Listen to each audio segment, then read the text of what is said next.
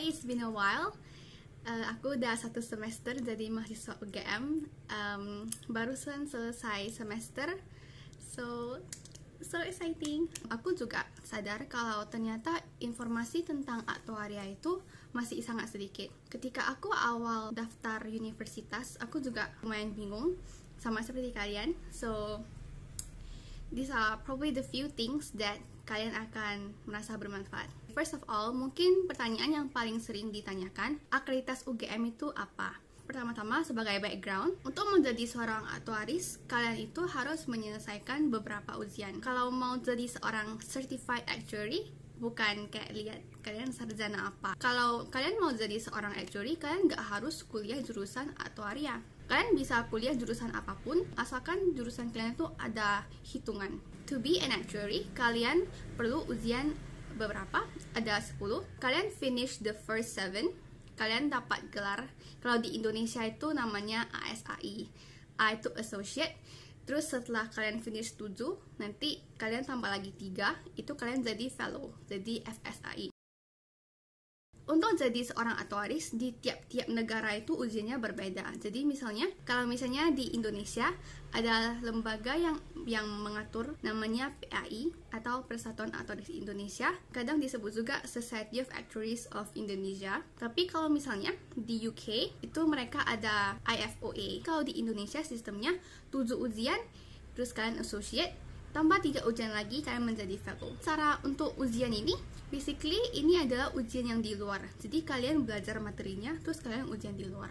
Jadi kalian pasti penasaran, jadi kuliah jurusan aktuaria itu untuk apa gitu kan? Kalau kuliah jurusan aktuaria, mereka itu ada kerjasama dengan PAI. Jadi kalau di Indonesia kerjasamanya dengan PAI, kalau di luar negeri kerjasamanya dengan lembaga di negara itu. Kalau misalnya UGM itu adalah PTN yang ada kerjasama dengan PAI. So, mereka untuk aktuaria UGM, mereka ada kurikulum yang kalau misalnya kalian bisa selesaikan kurikulum ini dengan nilai yang bagus, kalian bisa langsung selesai 7 ujian ini. Jadi kalian udah nggak usah ujian lagi di luar. Kalian basically udah selesai 7 ujian dengan mendapatkan nilai bagus ketika kalian kuliah jurusan aktuaria. Does it mean that kalau misalnya aku kuliah jurusan aktuaria, berarti aku langsung nggak usah ikut ujian ini lagi? No, it doesn't work like that. Di UGM kan tadi aku bilang 7 ujiannya. Nanti ada beberapa modul untuk ujian pertama misalnya. Terus ada beberapa modul lagi untuk ujian kedua gitu. Jadi mungkin saja kalian lulus aktuaria UGM tapi enggak selesai 7 gitu. Mungkin kalian lulus UGM tapi kalian baru selesai 3 atau 5 gitu. Setahu aku, UGM sampai sekarang adalah PTN di Indonesia yang ada kerjasama ujian ini paling banyak. Akreditasi UGM itu apa? Akreditasi aktuaria UGM sampai sekarang itu belum ada. Kenapa? UGM itu baru buka jurusan aktuaria tahun 2019. Jadi aku kan mahasiswa angkatan 2020. Basically aku adalah angkatan kedua. Jadi wajar dong kalau misalnya UGM belum ada akreditasnya. Akreditas universitas lain untuk ilmu aktuaria kayaknya kalian bisa cek di Google. But intinya menurut aku akreditas itu tidak sepenting itu kalau misalnya untuk jurusan aktuaria. Kenapa? Kalian bahkan nggak harus kuliah jurusan ilmu aktuaria gitu. Aku boleh kasih contoh, di UK ada seseorang yang namanya Paige. Dia lulusan fisika, jadi dia lulusannya itu astrophysics. Dan dia sekarang adalah seorang aktuaris. Kalian bisa bayangkan dong, kalau astrophysics itu pasti mereka ada hitungan-hitungannya. Jadi basically asalkan kalian ada belajar kayak ada hitungannya gitu, kalian udah bisa jadi seorang aktuaris. Asalkan kalian lulus ujian, atau misalnya kalian bisa dapat pekerjaannya melalui internship dan lain-lain. Aku kasih tahu ini karena beberapa minggu lalu aku dapat DM dari Instagram, ada seseorang yang dia ingin kuliah jurusan fisika, tapi dia juga ingin menjadi seorang aktuaris. Jadi dia tanya, bisa nggak sih kalau misalnya aku kuliah jurusan fisika tapi aku jadi aktuaris gitu? Bisa banget. But of course itu kalian harus banyak pertimbangkan, karena kalau misalnya kalian kuliah jurusan aktuaria, selama kuliah itu kalian belajar modul-modul ujiannya. Jadi pasti kalau misalnya kalian nggak bisa mendapat nilai bagus dan mendapatkan dan menyelesaikan ujian itu dari nilai bagus, kalian setidaknya ada belajar modulnya. Jadi kalau misalnya kalian mau ujian pasti akan lebih mudah gitu. On the other hand, misalnya kalian kuliah jurusan lain, ketika kalian mau ujian, pasti kalian harus belajar sendiri lagi. Setelah kalian tahu itu, mungkin kalian sekarang lagi bingung ya, mau mau memilih jurusan aktuaria di PTN yang mana. Dulu ketika aku masih mau memilih PTN, yang aku tahu pada saat itu adalah UGM ada penyetaraan ini, atau misalnya penyetaraan artinya ujian ini sebanyak 7. Aku cuma tahu itu. And waktu itu aku memilih UGM karena pertama dia kan ada 7 ujian.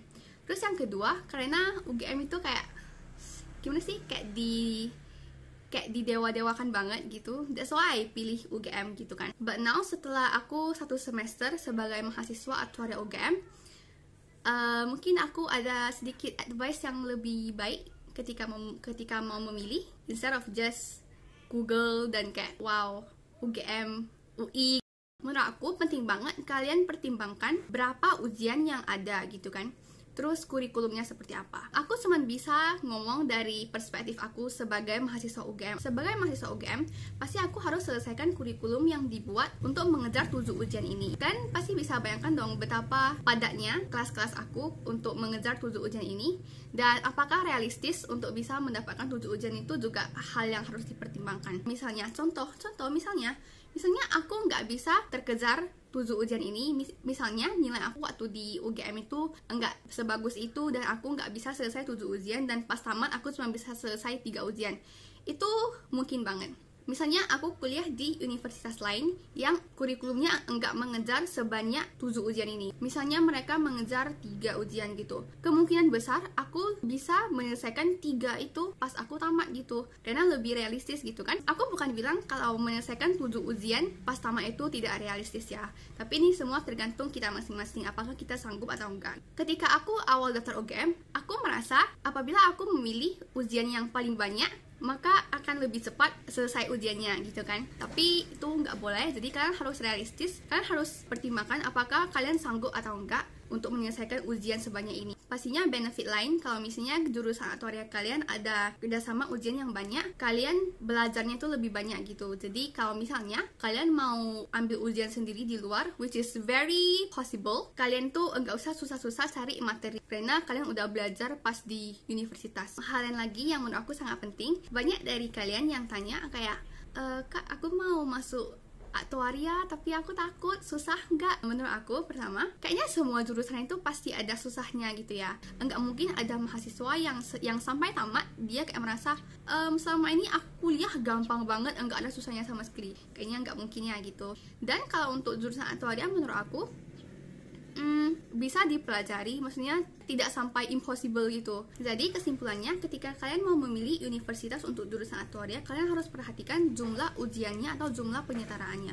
Bukan berarti kalian memilih jumlah ujian yang paling banyak, tapi kalian memilih jumlah ujian yang cocok dengan kalian, yang menurut kalian realistis dan bisa diselesaikan. Juga kalian harus pertimbangkan lebih banyak penyetaraan atau lebih banyak ujian, artinya lebih banyak materi yang disediakan, seperti itu. Okay, I guess that's it for today. Semoga membantu. Dan untuk kalian semua yang ingin masuk jurusan aktuaria, I wish you good luck. Dan apabila kalian ingin masuk aktuaria UGM, good luck. Semoga bisa ketemu tahun depan. Dan kalau misalnya kalian ingin tahu seru nggak jadi mahasiswa UGM, seru banget. So, good luck dan semoga kalian diterima di PTN yang kalian inginkan masing-masing.